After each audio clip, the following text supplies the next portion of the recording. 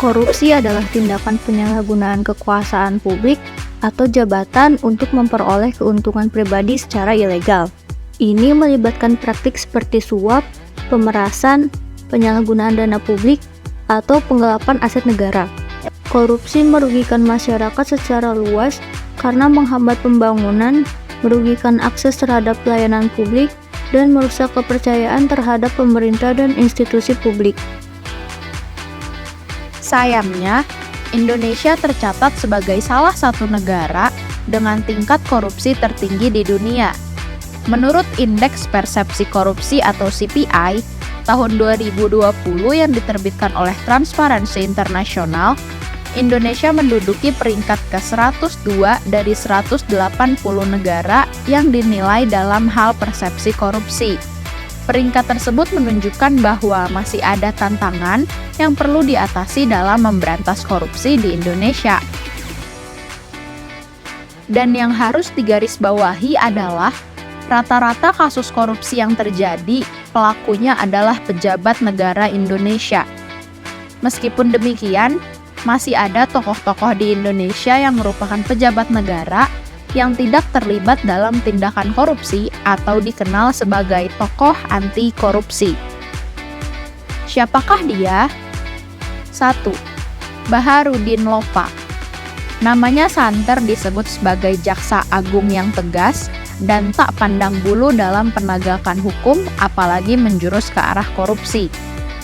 Pernah suatu ketika, Lopa ingin membeli mobil dan menghubungi Yusuf Kalla yang merupakan pengusaha otomotif.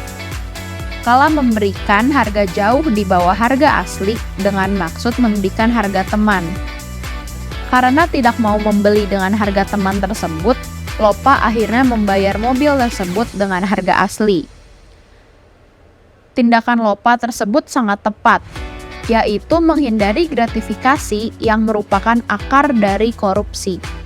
Apabila Lopa memberi pemberian tersebut, dia bisa terjerat ke dalam politik balas budi yang akan menjerumuskannya ke dalam tindakan korupsi.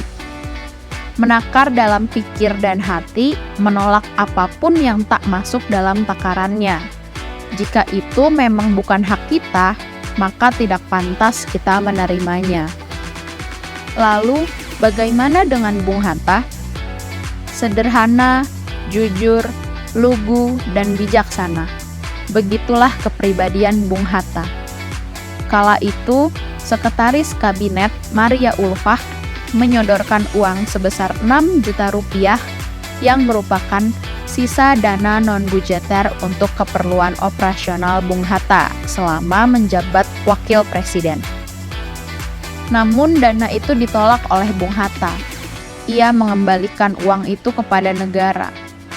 Muhammad Hatta melakukan itu karena tak ingin meracuni diri dan mengotori jiwanya dari rejeki yang bukan haknya. Karena dia selalu teringat pepatah Jerman, Der Mensch ist, was er ist, yang berarti sikap manusia sepadan dengan caranya mendapat makan. Dari tokoh yang telah disebutkan, dapat ditarik kesimpulan bahwa tidak dibutuhkan tindakan licik, jahat, dan bejat untuk meraih sebuah kesuksesan.